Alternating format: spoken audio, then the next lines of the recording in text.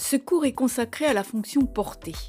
Elle assure le rôle de support ou bien d'élévation des planchers et des toitures.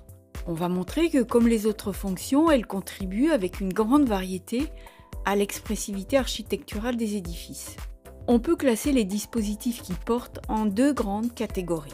D'un côté, les poteaux qui sont isolés, plutôt élancés, et qui fournissent un appui en un point, et qu'on appelle appui ponctuel. Et de l'autre, les murs ou voiles, qui fournissent un appui le long d'une ligne qu'on appelle appui linéique.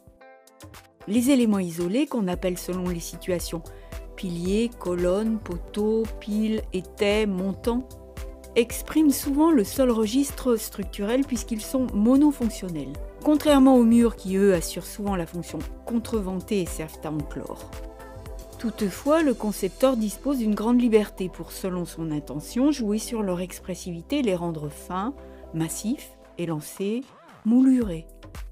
Ils peuvent donc incarner sans ambiguïté la lutte de la matière contre la gravité, la maîtrise par l'homme de cette force tellurique, mais également évoquer l'élévation, la légèreté et exploiter toutes les métaphores associées, comme le tronc d'arbre ou l'arborescence.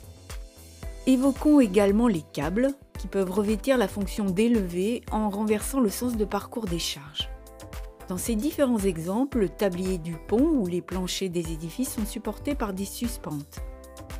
On peut observer que ces dernières sont ancrées sur des éléments de franchissement, que ce soit des arcs ou des poutres, pour ensuite être appuyées sur d'autres éléments porteurs verticaux qui, par leur mise en évidence, contribuent à l'expression de l'édifice. S'agissant d'éléments souvent verticaux, la conquête du ciel est également un thème que ces éléments peuvent exprimer. Avec ces exemples, on peut constater que les éléments porteurs sont très souvent alignés et forment ainsi des trames régulières. Au-delà d'un certain dogme de l'architecture classique, on conçoit aisément l'intérêt constructif de cette régularité, qui simplifie la mise en œuvre dans la répétition des éléments constructifs. En corollaire, il constitue un élément fort de la structuration de l'espace commun, aussi bien pour l'usager dans sa pratique de l'édifice, qu'à l'échelle urbaine, où la façade, avec sa modénature singulière, contribue à la ponctuation de la cité. Depuis le début du XXe, de nombreux concepteurs ont proposé de s'affranchir de cette régularité structurelle en jouant sur faux rythmes, variation d'espacement et modelage des épaisseurs. Ce renouvellement d'écriture structurelle, associé à l'évolution de techniques, est fondateur de l'expression architecturale contemporaine. Terminons ce petit tour d'horizon du potentiel expressif des éléments porteurs par quelques exemples qui jouent sur le décalage entre la forme et ce que l'intuition nous indique comme étant rationnel pour la fonction portée. Tous les exemples précédents montrent que divers matériaux sont utilisés pour la fabrication des poteaux et des colonnes. Voici quelques exemples en bois et en bambou. On observe aisément que l'expressivité des éléments porteurs provient en partie de la nature de l'assemblage qui les lie au reste de la structure. On y remarque des jambes de force, des encorbellements, des juxtapositions. Ici, l'esthétique tire parti de la nécessité de confortement aux liaisons pour compenser la faible résistance intrinsèque du matériau. La pierre est également utilisée depuis l'Antiquité pour construire les piliers et les colonnes. Il peut s'agir d'un empilement de tambours pleins, comme ces colonnades de temples grecs, de colonnes d'un seul morceau, comme pour le parvis du Panthéon à Rome, de lits horizontaux appareillés ou encore pour les larges piles, d'une ceinture de claveaux appareillés contenant un remplissage de moellons maçonnés. Comme pour les poteaux en bois, les colonnes en pierre sont considérées articulées en pied et en tête.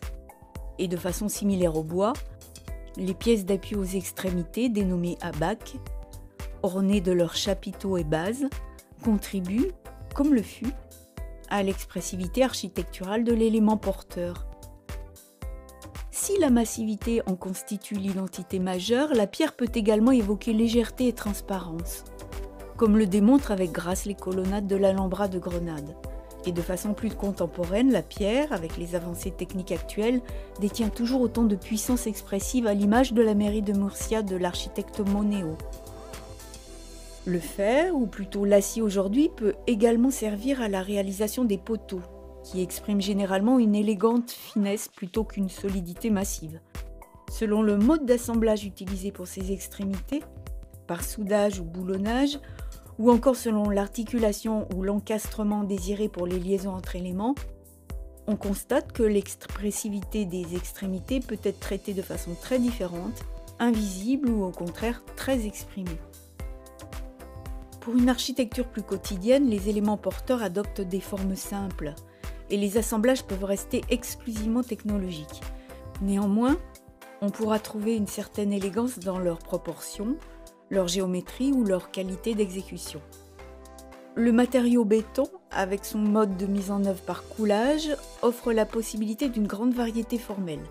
Les poteaux peuvent être de forme simple, cylindrique ou rectangulaire, qu'ils soient coulés sur place ou préfabriqués.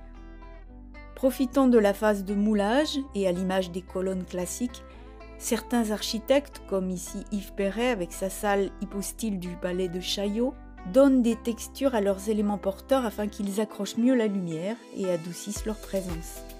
Les évolutions techniques aidant, l'audace des architectes a permis de développer des éléments porteurs dits organiques, donnant lieu à des expressions fluides et élégantes, apportant du même coup des lettres de noblesse à un matériau béton souvent considéré comme peu qualitatif. La deuxième grande catégorie d'éléments dont la fonction est de porter ou d'élever est constituée d'éléments surfaciques qu'on désigne par les termes mur ou voile. C'est souvent par eux que la solidité est exprimée. Et puisqu'ils assurent également le rôle d'enveloppe, leur conférant une importance visuelle plus importante que les poteaux, les murs sont généralement des supports privilégiés d'expression architecturale.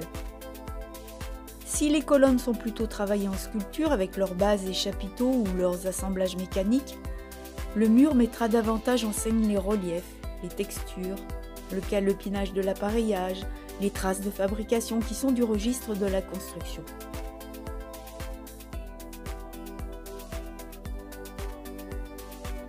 Pour ces éléments encore, de nombreux matériaux conviennent. Ainsi, le bois n'est pas seulement réservé au seul système poteau-poutre. Les murs porteurs peuvent être réalisés en empilement de rondins, comme de nombreux chalets de montagne, en empilement de bûches dans le cas du bois cordé, moyennant une liaison par mortier de chaux, ou encore par assemblage de grands panneaux de bois lamellé croisé, aussi appelés CLT pour Cross Laminated Timber. L'utilisation de la pierre pour les murs entre dans la catégorie des ouvrages de maçonnerie de bloc, dans laquelle on trouve également la brique de terre cuite ou crue.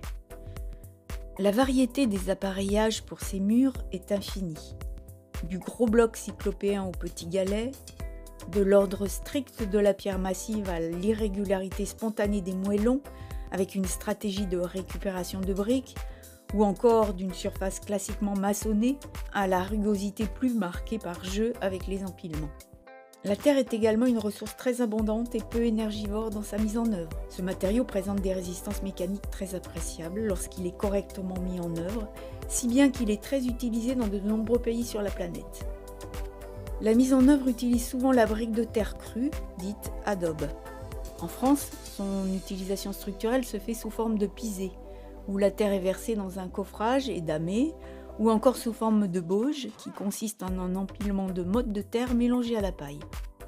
Les constructions usuelles en murs porteurs de béton armé sont les plus répandues aujourd'hui en France et dans le monde entier.